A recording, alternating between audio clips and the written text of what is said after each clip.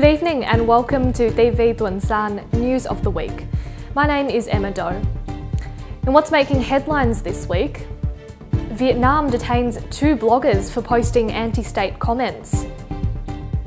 A survey on corruption reveals Vietnam's bribery rates as one of the highest in the Asia-Pacific.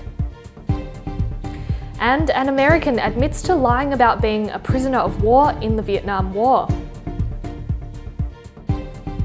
In this week's top story, Vietnam has detained 2 bloggers for posting anti-state comments, which the communist-ruled country says should serve as a warning to others spreading dissent.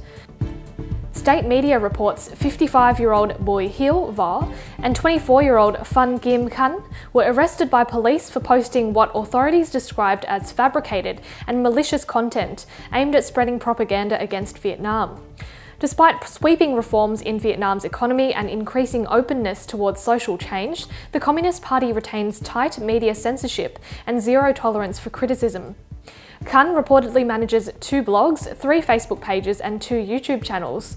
Võ is the owner of a Facebook account on which authorities claimed he called for the use of bombs and acid to attack police and government officials.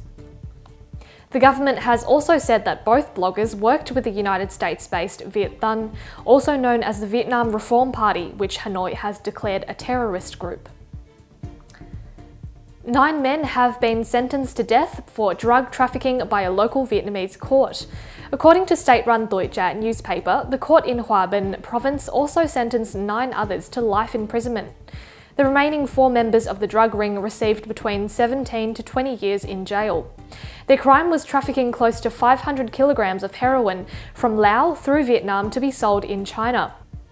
The ring ran between 2012 to 2015 and reportedly made profits of nearly $880,000. The Vietnamese woman who smeared a deadly substance across the face of the North Korean leader's half-brother was allegedly lured by a North Korean man fluent in Vietnamese. Vietnamese woman Đoàn Thị Hương and Indonesian woman Siti Aisyah have been charged with the murder of Kim Jong-nam. Now it's believed that Hương was led into the plot by this man. Ri Ji-hyun is the son of a former North Korean ambassador to Hanoi. The 33-year-old lived in Vietnam for about 10 years and worked as a trainee diplomat at the North Korean embassy in Hanoi. South Korean news agency Yonhap reported that Ji-hyun used his Vietnamese language skills to lure Hương into the plot to kill Kim Jong-nam. Ji-hyun is among 4 North Korean suspects who left Malaysia on the day Kim Jong-nam was murdered. It's believed the suspects returned to Pyongyang. Interpol has issued a red notice to track down the suspects and arrest them. A report conducted by international anti-graft rights group Transparency International has found that Vietnam ranks 2nd in the 5 most corrupt countries by bribery rates. The 18-month-long survey collected data from nearly 22,000 people across 16 Asia-Pacific countries about their recent experiences with corruption. The public opinion poll found 69% of people in India saying they had to pay a bribe, followed by 65% in Vietnam. China was much lower at 26% and Pakistan sat at about 40%.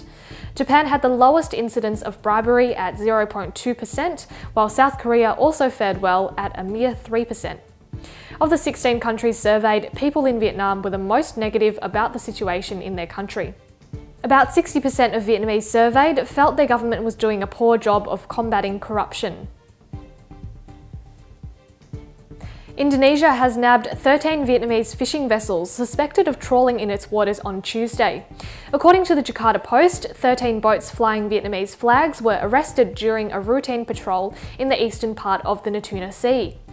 Indonesia's Maritime Affairs and Fisheries Ministry said a total of 94 crew members had been detained and will be charged.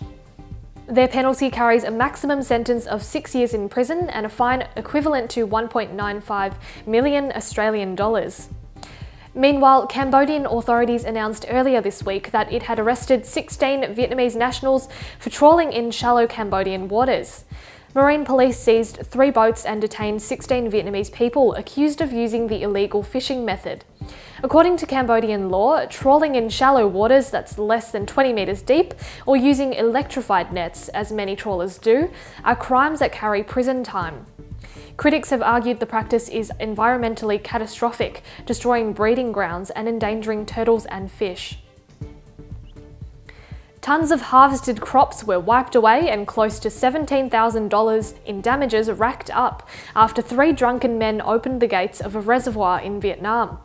At midnight on Wednesday last week, around 800 Olympic-sized pools worth of water washed through 2 communes in Phu Yen province. It's believed the men snuck into the control station at Sui Vuk Reservoir and pressed the discharge buttons. 10 farmers who were packing sugarcanes in their field at the time managed to jump to higher grounds. Police later identified the 3 young men who are now under investigation. 5 frozen tigers have been discovered in a man's freezer with their organs removed in central Vietnam. According to official reports, police confiscated the tiger corpses in the north-central Nghệ An province during a raid on Monday, following a tip-off. The deputy head of the provincial police department told news reporters that the house's owner was abroad and no arrests had been made. He added that an investigation into the grim discovery is ongoing and authorities will take criminal proceedings against their violator once there's enough evidence. Vietnam news agency reported that the tigers were Indo-Chinese and weighed around 100 kilograms to 150 kilograms each, without their internal organs. Tiger organs and bones are used for medicinal purposes in the communist country, where a thriving local market drives the illegal sale of animal parts, including ivory and rhino horn. A man in the United States has admitted to lying about being a prisoner of war in Vietnam in order to receive gifts. 67-year-old Robert Guidi of New Jersey State pleaded guilty to theft by deception and violating the state's Stolen Valor Act. The Morris County Courthouse heard that Guidi received a $40,000 deck for his home. He also received close to $4,000 by pretending to be a Purple Heart recipient who needed medical aid. Guidi told people he served as a Green Beret and trained sniper, but in fact he only served a clerical position in the army during the Vietnam War. He had never been wounded or been a prisoner of war as he had falsely claimed in the past. Prosecutors recommended that Guidi be sentenced to 3 years in prison and he will receive his sentence in May. A new species of frog, which looks like a rock, has been discovered in northern Vietnam. Researchers first discovered the frog in 2013 while surveying forests in Lai Châu and Tuần Quang provinces, but only this week was it confirmed to be an entirely new species. Researchers have named it the stone leaf litter frog for its distinctive rock-like appearance. The frog measures between 2 to 5 centimeters and has gold copper-colored eyes, but much still remains a mystery about the newly discovered frog. Less than 50 adults have been recorded and virtually nothing is known about its tadpoles. Researchers suspect that the new species is already threatened by extinction due to the loss of evergreen forests in its natural habitat.